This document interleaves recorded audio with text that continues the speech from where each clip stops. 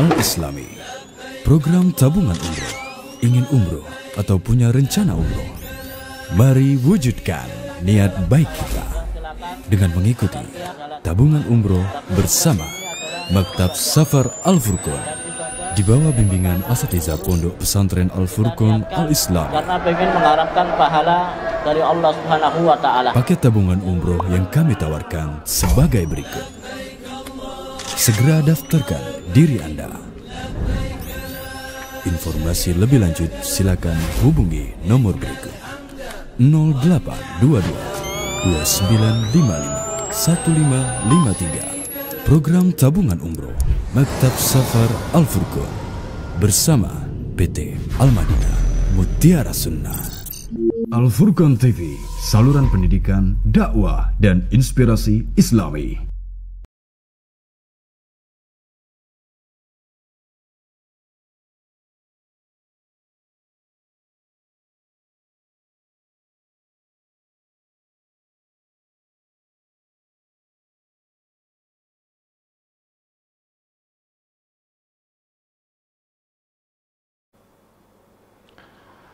Bismillahirrahmanirrahim. Assalamualaikum warahmatullahi wabarakatuh. Alhamdulillah. Nahmaduka Rabbi wa nasta'inuka wa nastahdik wa nu'minu bika wa natawakkalu alaik wa nuthni alaikal khaira kullah. Nashkuruka wa la nakfuruka wa nakhla' wa natruku man yafjuruk. Allahumma iyyaka na'budu wa laka nusalli wa nasjudu wa ilaika nas'a wa nahfid narju rahmatak wa nakhsha 'adzabak inna 'adzabakal jidda bil kuffari mulhiq. Allahumma lakal hamdu kulluhu wa lakas syukru kulluhu wa ilaika yurja'ul amru kulluh alaniyatuhu wa sirruh fa ahlun anta an tuhmad wa ahlun anta an tu'bad wa anta ala kulli syai'in qadir. Wa asyhadu an la ilaha illallah wahdahu la syarikalah wa asyhadu anna Muhammadan abduhu wa rasuluh sallallahu wasallama wa baraka alaihi wa ala alihi wa sahbihi wa man ihtada bihadihi wa qatafa atharahu ila yaumiddin, amma ba'd. Kaum muslimin dan muslimat, para ikhwah dan akhwat pemirsa Al-Furqan TV yang dirahmati Allah Subhanahu wa taala, alhamdulillah dengan limpahan nikmat dan taufik dari Allah Subhanahu wa taala kita bisa melanjutkan kajian tafsir kita. Dan untuk sore hari ini kita masih membahas tentang tafsir ayat yang berkenaan dengan permasalahan pernikahan, yaitu surat Al-Baqarah ayat 235 di mana Allah Subhanahu wa taala berfirman, wala junaha alaikum fima arradtum bihi min khitbatin nisa'i aw aknantum fi anfusikum alimallahu annakum satadkurunahunna walakin la tuwa'iduhunna sirran illa an taqulu qawlan ma'rufa wala ta'zimu 'uqdatan nikahi hatta yablughal kitabu ajalah wa'alamu annallaha ya'lamu ma fi anfusikum fahdharuh wa'alamu annallaha ghafurun halim.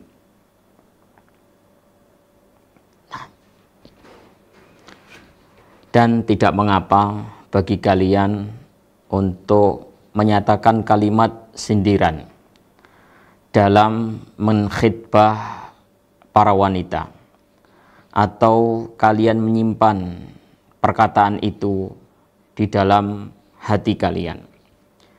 Allah Subhanahu wa taala mengetahui bahwasannya kalian senantiasa mengingat mereka.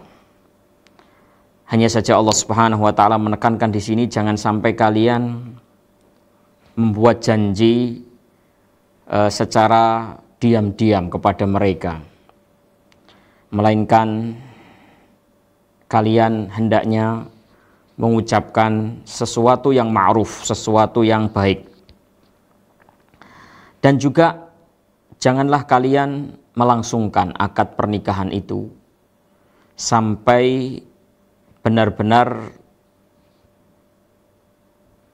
ketetapan itu telah tercapai. Dan ketahuilah bahwasanya Allah Subhanahu wa taala mengetahui apa yang ada di dalam diri kalian, maka waspadalah. Dan ketahuilah bahwasanya Allah Subhanahu wa taala itu Maha Pengampun lagi Maha Lembut. Baik. Mungkin ayat yang barusan kita baca ini tadi belum terlalu jelas maknanya ya. Ini berbicara tentang apa ini? Ya. Maka supaya semakin jelas kita simak apa yang dituturkan oleh Syekh Muhammad bin Shalih Al-Utsaimin rahimahullahu taala. Jadi ayat ini berbicara tentang masalah melamar, ya, melamar wanita janda, wanita yang sudah menikah kemudian berpisah dengan suaminya, ya, karena kematian, ya. Jadi wanita yang ditinggal mati suaminya. Nah, ini berbicara tentang hukum bagi laki-laki yang hendak melamar mereka. Ya, mereka-mereka yang sudah ditinggal mati oleh suaminya ya. Baik, kita simak perkataan Syekh Muhammad bin Shalih Al-Utsaimin rahimahullah taala di sini. Lamma dzakarallahu taala iddatal mutawaffa anha zaujuha bayyana hukma khitbatiha. Tatkala Allah Subhanahu wa taala menyebutkan tentang iddah wanita yang ditinggal mati oleh suaminya. Iddah, masa menunggu, masa yang harus dijalani oleh perempuan ketika ditinggal mati suaminya. Ya, tatkala Allah menyebutkan tentang iddah mereka, kemudian Allah Subhanahu wa taala jelaskan juga tentang hukum mengkhitbah, melamar mereka. Boleh enggak wanita yang berada di masa iddah, baru ditinggal mati suaminya dan masih berkabung, itu dilamar, boleh apa enggak? Ya. Fabayyana annaha ala qismain, ta'ridun wa tasrihun. Allah jelaskan bahwasannya khitbah itu ada dua macam, yaitu ta'rid dengan kalimat sindiran, tidak terus terang, ya, kalimat-kalimat yang tidak terus terang. Tasrih yang kedua adalah tasrih, terus terang, ya, gamblang, kalimat gamblang, ya, yang apa namanya mengutarakan tentang keinginannya untuk menikah. Fa'ammat ta'rid fabayyana annahu la itsma fihi. Adapun kalimat yang tidak terus terang, kalimat yang menggunakan sindiran-sindiran, ya, atau majas-majas, kinayah-kinayah, atau apalah yang namanya, yang jelas tidak terus terang.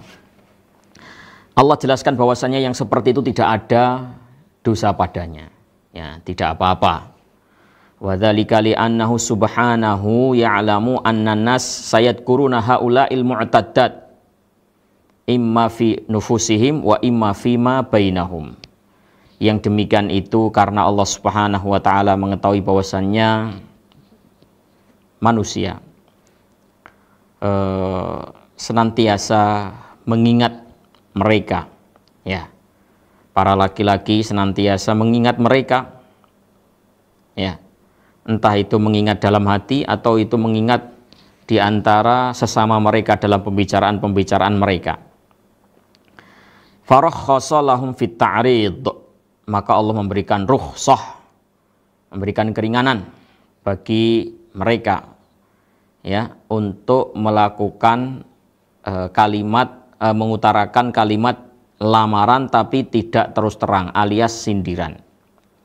Wa amma tasrih, adapun kalimat yang tasrih, terus terang, menyatakan dengan gamblang keinginan untuk menikahi wanita yang ditinggal mati suaminya tadi. Nah, wa huwa wa'duha bin nikah aw talabat tazawuj biha sarihan faqad nahallahu anhu. Ya. Yaitu apa? Menjanjikan nikah dengan dia atau minta dirinya untuk berkenan menikah dengannya, maka ini Allah telah larang. Nah, Allah telah melarang hal tersebut. Wa asyara ila annahu munkar, dan bahkan Allah Subhanahu wa taala menyebut bahwasannya perbuatan tersebut itu adalah perbuatan munkar. Seorang wanita yang masih di dalam suasana berkabung ditinggal mati oleh suaminya, kemudian dilamar terang-terangan, ya, dilamar dengan bahasa, dengan kalimat yang terang-terangan, ini adalah sebuah kemunkaran. Ya. Tsumanaha Allah Subhanahu wa taala an aqdin nikah hatta tantahil iddatu. Nah, kemudian Allah Subhanahu wa taala juga menekankan sebuah larangan untuk melakukan akdun nikah sampai iddah wanita itu benar-benar selesai. Ya, jadi jangankan kok menikah, lawang baru khitbah terang-terangan saja itu tidak boleh. Ya.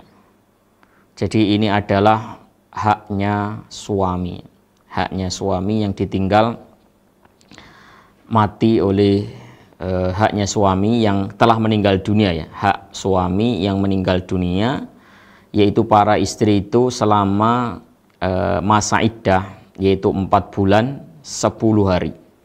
4 bulan 10 hari, yakni dia tidak menikah, bahkan tidak boleh dilamar secara terus terang, ya, tidak boleh dilamar secara terus terang.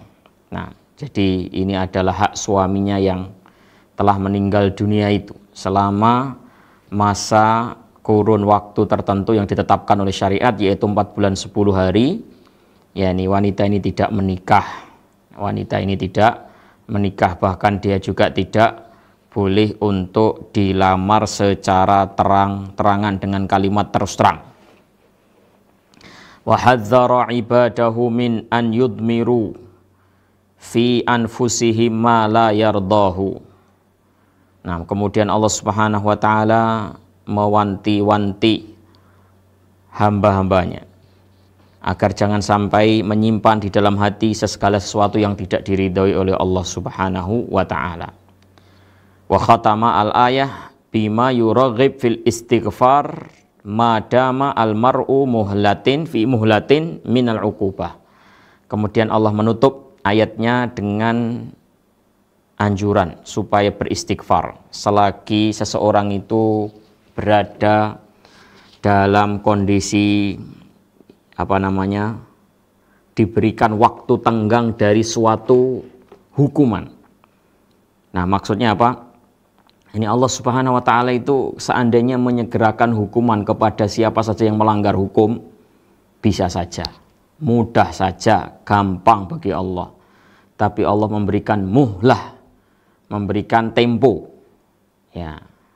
Selagi manusia itu diberi tempo oleh Allah Subhanahu wa taala, artinya dia dalam keadaan baik-baik saja, tidak ditimpa hukuman dari Allah, tidak ditimpa azab dari Allah, hendaknya dia banyak-banyak istighfar, banyak-banyak beristighfar. Wallahu ghafurun halim. Allah itu Maha Pengampun lagi Maha Lembut, ya, kepada para hambanya. Baik, faidah dari ayat ini. Faidah yang pertama, jawazut ta'rid bi khidbatil mu'taddah min wafatin wa yalhaqu biha al-ba'in nam bi ghairiha. Baik, dibolehkannya melamar tapi dengan ta'rid, dengan kalimat yang tidak terus terang kepada wanita yang berada di masa iddah dari kematian suaminya. Nah, dan termasuk juga wanita yang ditolak dengan talak yang bain. Talak bain. Talak itu ada dua, talak roj'i yang bisa dirujuk dan talak bain yang tidak bisa dirujuk. Ya, dan talak bain juga ada dua, bain kecil, bain besar. Nah, bain kecil itu walaupun tidak bisa dirujuk tapi bisa dinikahi lagi, mantan istri itu bisa dinikahi lagi. Tapi kalau talak bain besar Ya, dinikahi lagi tetap nggak bisa, dirujuk nggak bisa, dinikahi lagi nggak bisa, kecuali apabila dia sudah menikah lagi dengan laki-laki lain, terus laki-laki lain itu telah ya menggaulinya, kemudian berpisah atau bercerai dengannya, entah talak, entah meninggal dunia. Nah, baru boleh balik ke suaminya yang lama. Nah, itu bain. Jadi mereka yang berada di masa iddah dari kematian suami atau berada di masa iddah dari talak bain, ya, talak bain, maka ini boleh dilamar, tapi dengan lamaran tidak terus terang, ya, alias sindiran. Ya, bagaimana sindiran itu dan bagaimana terus terang itu? Kalau terus terang insya Allah kita semuanya paham, ya, terus terang itu semuanya insya Allah paham, ya. Seorang laki-laki datang kepada wanita atau kepada wali, ya, kepada walinya seorang wanita, bahwasanya dia ingin menikah dengannya, ingin melamar untuk menjadi pendamping hidupnya, terus terang deh. Itu namanya tasrih. Nah, adapun sindiran, mungkin orang itu berkata, ya, mengutarakan kepada seorang wanita bahwasanya dirinya pengen menikah. Nah, dirinya ingin menikah. Tapi dia nggak menyebut bahwasanya dia ingin menikah dengannya. Walaupun dalam hati sebenarnya ya dengannya. Dalam hatinya begitu, tapi dia tidak menyatakan itu. Ya. Atau mungkin dia berkata, saya itu cocok dengan tipe wanita seperti Anda. Bukan Anda, seperti Anda. Padahal dalam hati ya Anda juga. Jadi kalimat-kalimat yang sindiran, ya. Sindiran. Ya. Atau mungkin dia berkata ada orang yang memperhatikanmu, ada orang yang punya perhatian terhadap diri Anda. Nah, atau mungkin dia berkata lagi, yakni apabila telah selesai masa iddahmu, yakni sudilah kiranya mengabari diriku. Nah, ini kalimat-kalimat tidak terus terang, ya, kalimat-kalimat sindiran. Kedua, jawazu idmarir rajul fi nafsihi an yatazawwaja al-mu'taddata ba'da faraghi iddatiha. Jawazu idmarir rajul fi nafsihi an yatazawwaj al-mu'taddah ba'da faraghi iddatiha. Bolehnya seseorang itu menyimpan sesuatu di dalam hatinya, suatu keinginan untuk menikahi seorang wanita yang berada di masa iddah, tapi nanti selesai masa iddahnya, ya. Dia menyimpan dalam hati bahwasannya nanti kalau fulanah sudah selesai dari masa iddahnya menikah, ya, dia akan pengen menikah dengannya. Itu masih berada dalam hati saja, ya, masih berada dalam hati saja. Ya, mungkin sebagian laki-laki menganggap hal itu adalah sesuatu yang tidak baik, sesuatu yang tidak sopan, begitu ya. Ya, tapi Allah Subhanahu wa taala ini membolehkan. Ya, Allah Subhanahu wa taala memberikan keringanan rukhsah. Ini dalam artian mereka tidak berdosa. Yang berdosa itu kalau masih berada di masa iddah, masih berada di masa iddah, kok maju melamar terus terang atau bahkan menikah di saat masih berada di masa iddah, itu yang haram, yang tidak diperbolehkan. Adapun seorang laki-laki menyimpan dalam hatinya, ya, kelak nanti akan aku nikahi misalnya, kalau iddah dia sudah selesai. Nah, menyimpan dalam hati, maka ini Allah Subhanahu wa taala membolehkannya. Allah Subhanahu wa taala membolehkannya. Jawazu dzikri rajul anna lahu raghbah fi nikahil mar'ati al-mu'taddah. Bolehnya seorang laki-laki menyebut dirinya bahwasannya dia punya minat untuk menikahi seorang wanita yang sedang berada di masa iddah. Tahrimut tasrih bi khitbatil mu'taddah au wa'tiha bitazawuj biha. Haramnya seseorang memberikan kalimat terus terang, yakni untuk khitbah, ya, kalimat khitbah yang terus terang atau menjanjikan untuk menikah dengannya, menjanjikan untuk menikahinya. Walakin la tuwa'iduhunna sirran, nah, illa an taqulu qawlan ma'rufa. Jangan sampai kalian itu memberikan janji nikah, yakni diam-diam kepada mereka, ya. Tapi hendaknya kalian mengucapkan kalimat yang ma'ruf saja. Kalimat yang ma'ruf adalah kalimat kinayah itu tadi, kalimat sindiran itu tadi, ta'rid itu tadi. Ya. Tahrimu 'aqdin nikah 'alal mar'atil mu'taddah. Haramnya melakukan akad nikah terhadap wanita yang masih berada di masa iddah. Wahina idzin yakunu batilan, ya, dan otomatis batil.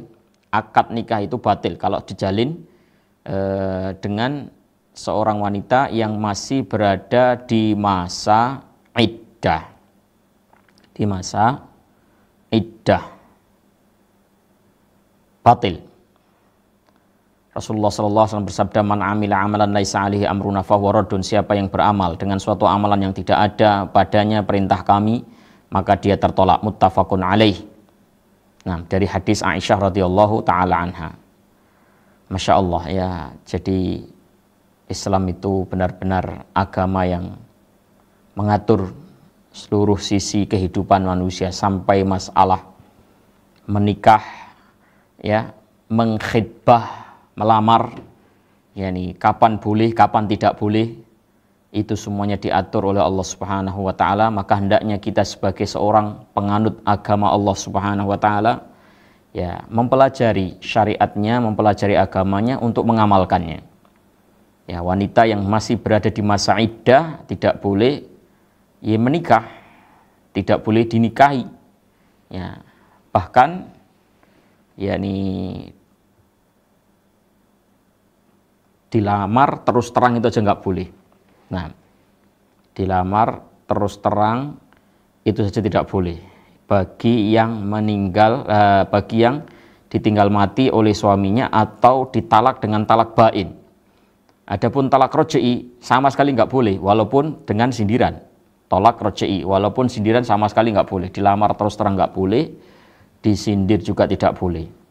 Namun wallahul musta'an, ya, sesuatu yang sungguh sangat membuat pilu di hati adalah sebagian wanita itu ada yang berani-beraninya menikah padahal dia statusnya masih bersuami, bukan di masa iddah. Nah, di masa iddah itu sudah nggak boleh, sudah cerai dengan suami tapi masih berada di masa iddah, itu aja nggak boleh. Ya, ini jelas-jelas masih bersuami, ya, belum bercerai, nggak ada cerai. Nah, suaminya masih hidup, suaminya tidak menceraikannya, tidak terjadi apa-apa. Nah, tapi dengan beraninya dia menerjang hukum Allah Subhanahu wa taala, dia membuka dirinya, ya, untuk laki-laki lain, memberi peluang masuk untuk laki-laki lain menikah dengan dirinya padahal dia masih bersuami. Ya, mungkin dia pergi ke Malaysia, pergi ke Hong Kong, ya, jadi TKI di sana, bekerja di sana. Nah, di tanah air dia masih punya suami, sah. Nah, di sana tercantol sama laki-laki lain, ya. Ya, entah sama majikannya, entah sama teman seperjuangannya nikah di sana. Nah, ini tidak diperbolehkan, ya, tidak diperbolehkan. Nah, semoga Allah Subhanahu wa taala memberikan hidayah kepada mereka-mereka yang menerjang ini hukum-hukum Allah Subhanahu wa taala dan mengembalikan mereka kepada jalan yang benar. Baik. Rahmatullahi taala bi ibadihi haitsu abaha lahum at-ta'rid bi khitbatil bawain li'ilmihi annahum sayadkurunahunna. Rahmat Allah kepada para hamba, di mana Allah Subhanahu wa taala membolehkan, memberikan rukhsah kepada para hamba itu untuk menkhitbah secara sindiran, tidak terus terang, kepada mereka-mereka yang ditalak dengan talak bain. Ditalak dengan talak bain. Bukan talak rej'i ya. Talak yang masih bisa dirujuk, bukan. Ya, kalau talak masih bisa dirujuk, maka tidak boleh bain pun tidak terus terang pun tidak boleh, sindiran pun juga tidak boleh. Sebagaimana yang kita bahas dalam surat sebelumnya di pertemuan yang lalu. Ilmullah ta'ala bima yukhfihi al-abdu fi nafsihi. Allah Subhanahu wa ta'ala ilmunya mencakup segala sesuatu, termasuk apa yang disembunyikan oleh seorang hamba di dalam hatinya. Kita tidak mengutarakannya, ya, kita tidak mengatakannya, kita hanya nyimpan di hati. Nah, orang-orang nggak tahu, tapi Allah Subhanahu wa ta'ala tahu. Wujubul hadar min iqabillahi ta'ala. Wajibnya semua orang untuk waspada dari iqab Allah, dari hukuman Allah, dari siksa Allah Subhanahu wa ta'ala. Innallaha syadidul iqab. Allah itu maha keras azabnya. Semua kita wajib untuk waspada. Kita melindungi diri kita, keluarga kita dari segala sesuatu yang bisa mendatangkan hukuman Allah Subhanahu wa ta'ala. Itsbatu ismai al-ghafur wal halim lillahi ta'ala. Ditetapkannya dua nama untuk Allah, yaitu Ghafur dan Al-Halim. Al-Ghafur dan Al-Halim di dalam ayat ini. Itsbatu ma tadammanahu min sifatai al-maghfirah wal hilm lillahi ta'ala. Dan juga penetapan sifat yang terkandung di dalam dua nama tersebut. Allah Ghafur, maha pengampun, berarti memang sifatnya begitu. Allah Halim, maha lembut. Nah, sifatnya seperti itu bukan sekedar nama belaka. Ya, itu adalah beda ya sama kita. Ya, kita makhluk namanya ya ada yang cocok, ada yang enggak. Ada yang namanya Usamah, singa, harusnya dia pemberani. Mungkin sama tikus dia takut. Nah, seperti itu. Ya, tapi kalau Allah Subhanahu wa ta'ala, kita tahu ada nama-nama banyak sekali, 99 lah yang Allah Subhanahu wa ta'ala sebutkan di dalam Al-Quran maupun As-Sunnah, 99. Nah, itu bukan sekedar nama, itu nama sekaligus sifat ya. Jadi Allah Ghafur, maha pengampun, artinya memang sifat Allah juga pengampun. Allah Rahim, itu nama dan sekaligus sifat, Baik, berikutnya para pemirsa yang dirahmati Allah Subhanahu wa ta'ala, kita memasuki pembicaraan tentang syarat dalam pernikahan.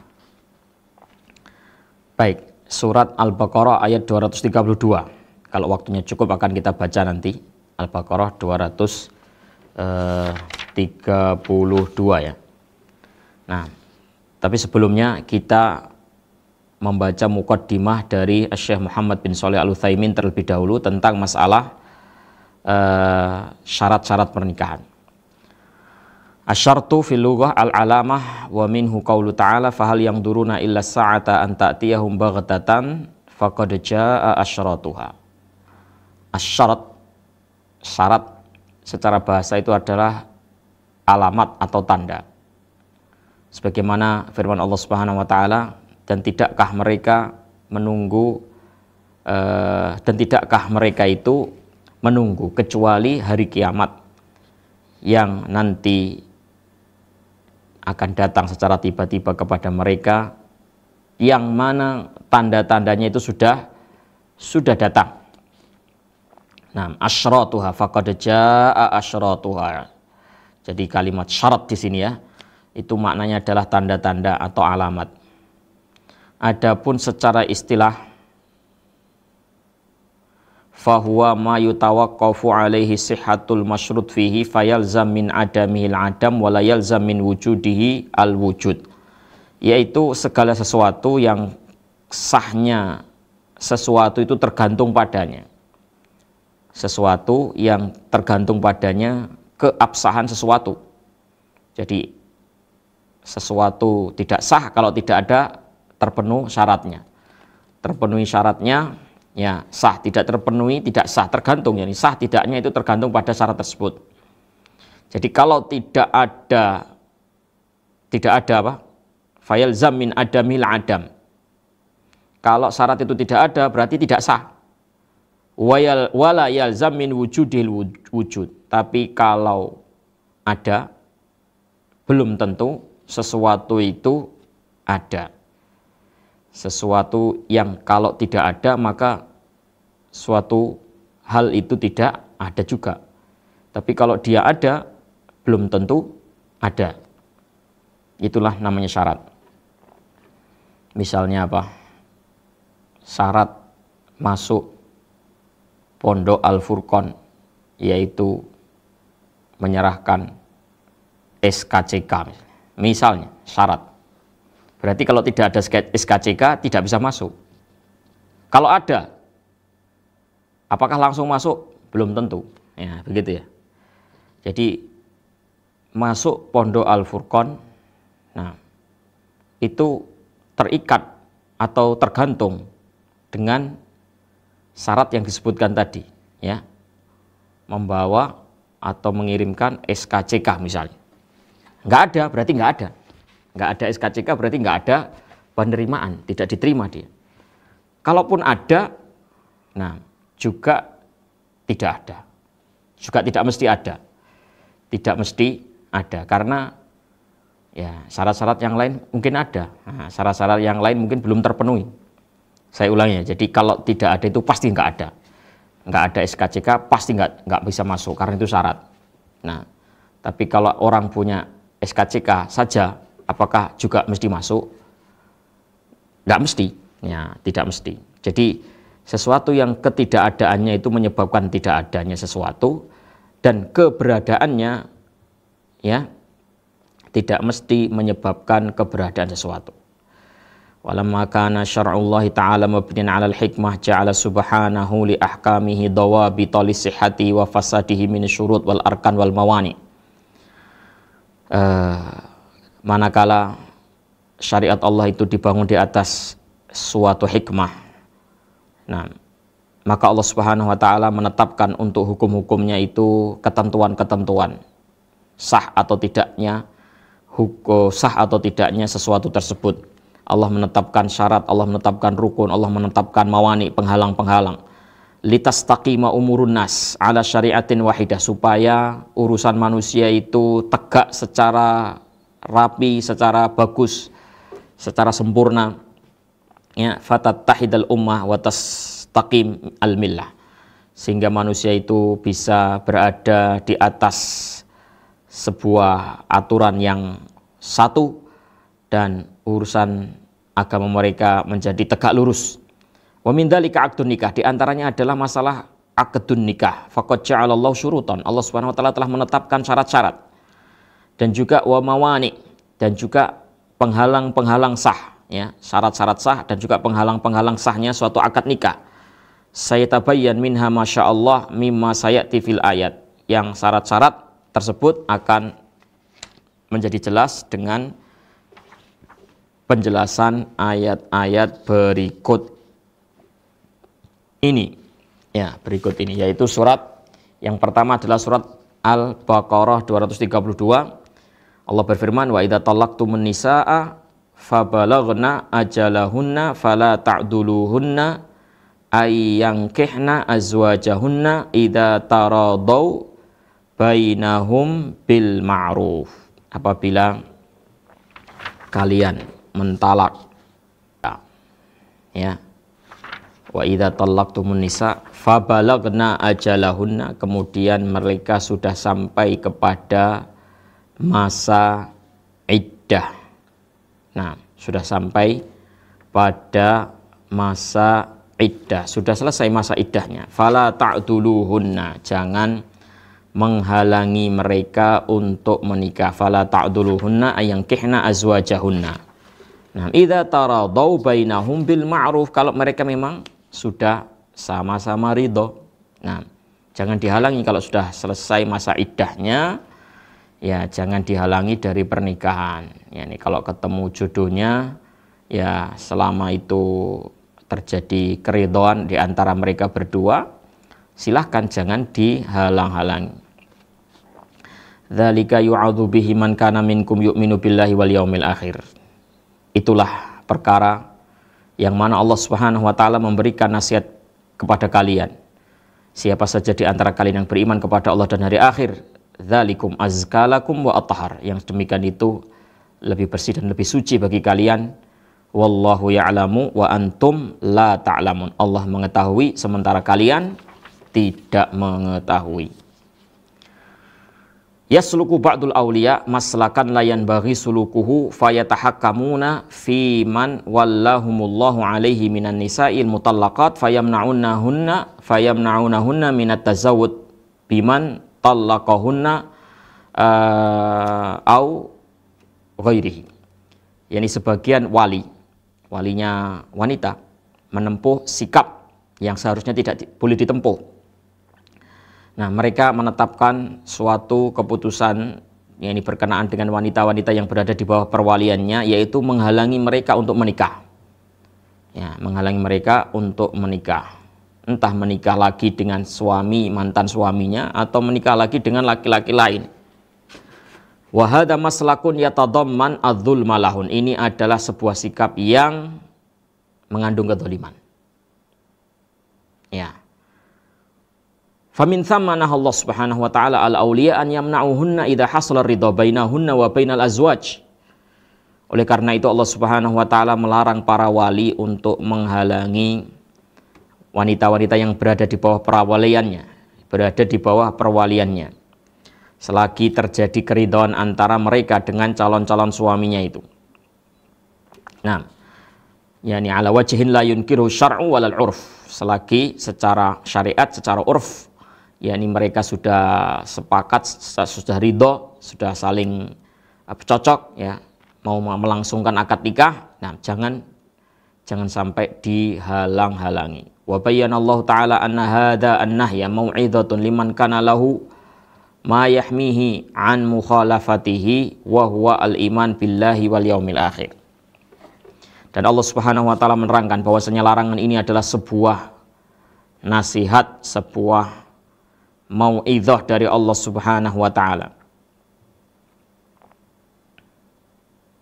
Liman kana lahu ma yahmihi an mukhalafati. Bagi siapa saja yang memiliki benteng diri, yaitu iman kepada Allah dan hari akhir. Jadi jika memang kalian punya keimanan kepada Allah dan hari akhir, nah, ketahuilah ini adalah mau'izah dari Allah, ini adalah peringatan dari Allah, ya. Ini adalah peringatan bagi siapa saja yang memiliki benteng diri berupa apa? Iman kepada Allah dan hari akhir.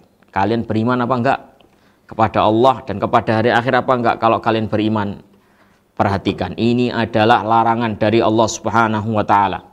Nah, jangan sampai kalian yakni menerjangnya. Fa innal iman billah yastalzim ta'atahu wal iman bil yaumil akhir yastalzim al amala lahu wal hadar minhu. Keimanan kepada Allah itu seharusnya membawa seseorang kepada ketaatan, taat kepada Allah. Dan iman kepada hari akhir, yakni seharusnya membawa seseorang itu untuk menjadi takut, membawa seseorang kepada rasa takut kepada Allah Subhanahu wa ta'ala. Wa bayyana subhanahu annal wa'd wal itti'ad bidzalika an ma fi imanil abdi wa atharu lahu min rijsi al-isyani wa dhulmi. Nah, dan Allah Subhanahu wa ta'ala juga menjelaskan bahwasannya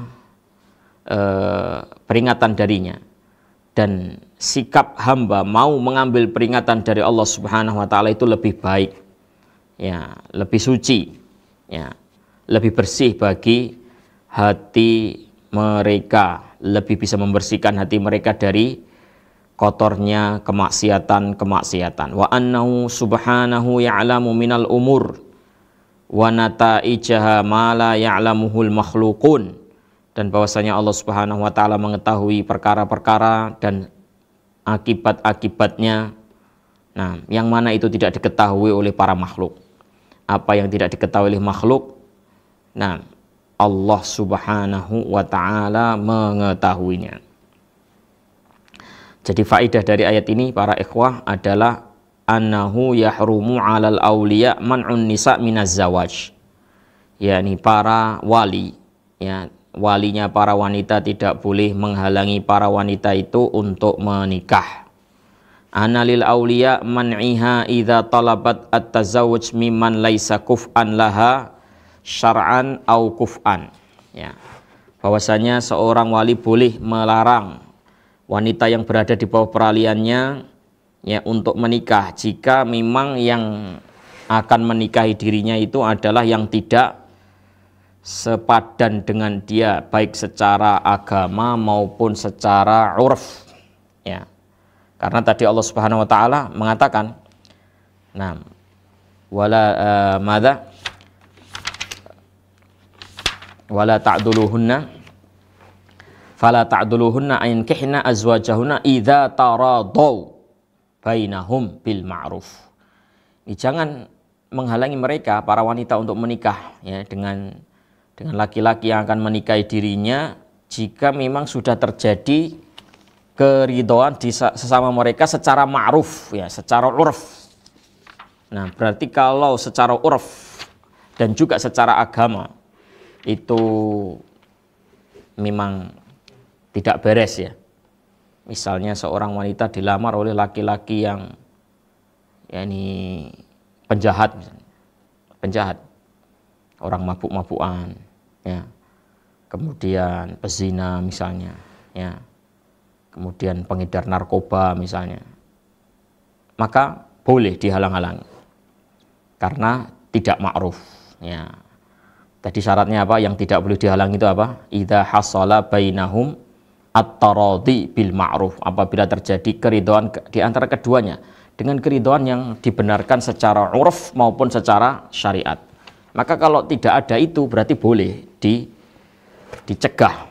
Ya, toh itu juga untuk kebaikan wanita itu sendiri.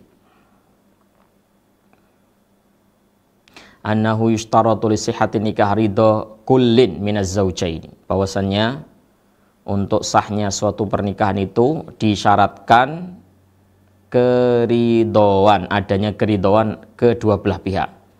Suami ridho, istri juga ridho. Suami ridho, istri ridho.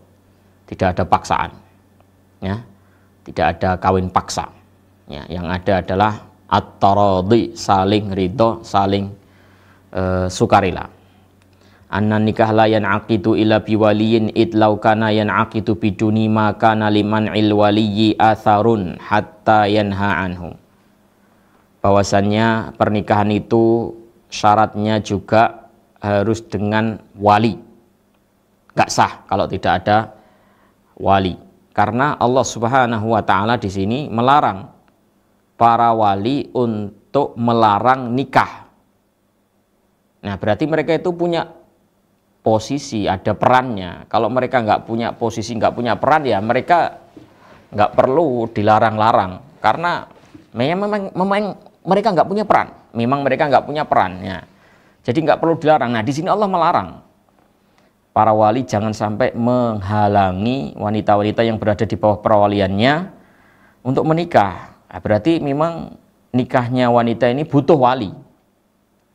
Nah, bisa dipahami mudah-mudahan ya. Jadi Allah melarang para wali untuk menghalangi wanita yang berada di bawah perwaliannya untuk menikah. Ya, berarti wanita kalau ingin menikah itu butuh restu wali. Butuh izin daripada wali. Jadi nggak bisa wanita menikahkan dirinya sendiri. Walaupun ada di sebagian madhab dalam Islam ini yang seperti itu, nah, namun madhab ini menyelisih madhab jumhur, menyelisih apa? Madhab jumhur mayoritas yakni ulama.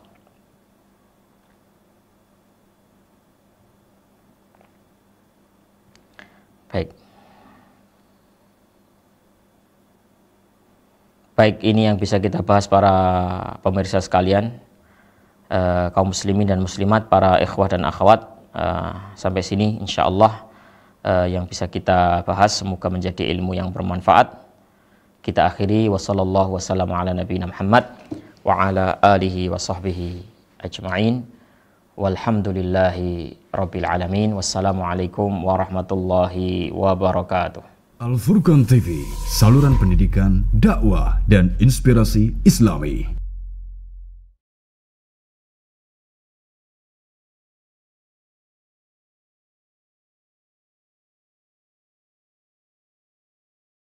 Bismillahirrahmanirrahim. Alhamdulillah wassalatu wassalamu ala Rasulillah wa ala alihi wa sahbihi wa man tabi'a hudah.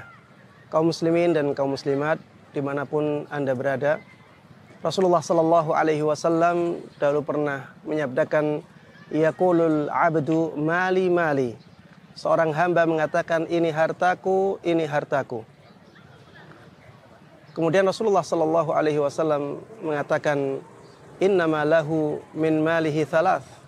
Padahal yang menjadi bagiannya dari hartanya adalah 3 hal saja. Yang pertama, ma'akala fa'afna. Sesuatu yang dia makan, kemudian dia habiskan. Kemudian yang kedua, ma'labisa fa'abla. Yang dia pakai, kemudian akhirnya rusak. Kemudian yang ketiga, ma'a'ta faktana. Yang ketiga adalah yang dia kasihkan, dia infakkan, dia berikan kepada orang lain sebagai bentuk sedekah, bentuk hibah. Dan itulah yang tersimpan untuknya. Adapun yang lainnya, kata Rasulullah sallallahu alaihi wasallam, fahuwa dhahibun wa tarikuhu linnas. Maka harta tersebut akan pergi, akan hilang, dan dia akan meninggalkannya untuk manusia. Bagi yang ingin menyimpan hartanya untuk akhiratnya, maka banyaklah bersedekah, banyaklah berwakaf. Rasulullah sallallahu alaihi wasallam pernah mengatakan, mana qasad sadaqatun min mal. Sedekah itu tidak akan mengurangi harta. Allah Subhanahu wa taala juga berfirman, "Wa ma anfaqtum min syai'in fahuwa yukhlifuh." Apapun yang kalian infakkan, maka Allah Subhanahu wa taala akan menggantinya. Para jemaah sekalian rahimanallah rahimakumullah, sekarang saya berada di depan Masjid Jami' Al-Furqan. Saat ini kita berada di kawasan yang luas sekitar 7.000-an meter dan tanpa paving. Kawasan ini biasa dipakai untuk kegiatan-kegiatan sosial, sholat Idul Adha, atau kegiatan-kegiatan lain yang sangat bermanfaat dan mendatangkan pahala yang besar. Pondok atau Masjid Jami' Al-Furqan menginginkan agar lebih kondusif tempat ini, ingin dipaving sehingga nantinya orang-orang bisa menggunakan tempat ini dengan lebih nyaman. Hendaknya kita berusaha untuk membantu, dan insya Allah ini akan menjadi wakaf yang benar-benar mendatangkan pahala yang agung. Ketika dipaving akan membutuhkan dana sekitar 900-an juta. Kita menunggu partisipasi dari jamaah sekalian, dari kaum muslimin dan kaum muslimat. Allah Subhanahu wa taala mengatakan di dalam Al-Qur'an, "Man 'amila salihan falinafsi." Siapapun yang melakukan amalan saleh, maka manfaat baiknya sebenarnya untuk dirinya sendiri. Kita bersedekah untuk paving tempat ini, maka sebenarnya manfaatnya untuk diri kita, baik di dunia maupun di akhirat nanti. Di dunia yang akan dilapangkan hartanya adalah yang berinfak, yang berwakaf. Di akhirat yang mendapatkan pahalanya juga orang yang berinfak, orang yang berwakaf. Demikian, mudah-mudahan ini segera terwujud dengan mudah dari bantuan para jamaah sekalian, bantuan saudara-saudaraku kaum muslimin dan kaum muslimat. Wallahu ta'ala a'lam. Sallallahu wasallam wa baraka ala nabiyina Muhammadin wa ala alihi wa sahbihi wa man tabi'ahum bi ihsanin ila yaumiddin. Walhamdulillahi rabbil alamin. Wassalamualaikum warahmatullahi wabarakatuh. Sudah donasi Al-Furqan TV hari ini? Sudah ribuan video kajian ilmiah yang kami bagikan beserta faedah nasihat dari asatidz kita. Terbayang pahalanya? Saudaraku, kami mengajak Anda untuk menjadi bagian dari tugas mulia ini. Salurkan donasi terbaik Anda melalui rekening kami di Bank Syariah Indonesia BSI, kode 451, nomor rekening 224 224 2206, atas nama TV Al-Furqon. Dan konfirmasi ke nomor WhatsApp kami di nomor 0852 8903 1400.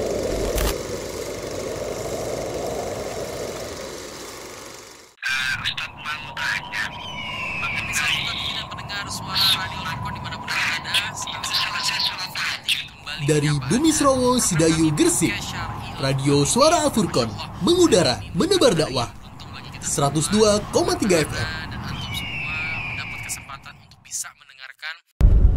Alfamart merupakan minimarket yang dikelola oleh Kopontren Al-Furqon Sidayu, Mahat Al-Furqon Al-Islami, Srowo, Sidayu, Gresik. Menyediakan berbagai macam kebutuhan sehari-hari seperti kebutuhan pokok, perlengkapan mandi, dan kebersihan, skincare, alat tulis, pakaian, serta berbagai makanan dan minuman ringan. Keuntungan penjualan akan digunakan untuk mengembangkan pendidikan dan penyebaran dakwah Mahat Al-Furqon Al-Islami. Minimarket terbagi menjadi 3 lokasi. Yang pertama, minimarket utama, yaitu minimarket Ikhwan yang berada di area Asrama Putra yang diperuntukkan untuk santri putra dan masyarakat sekitar.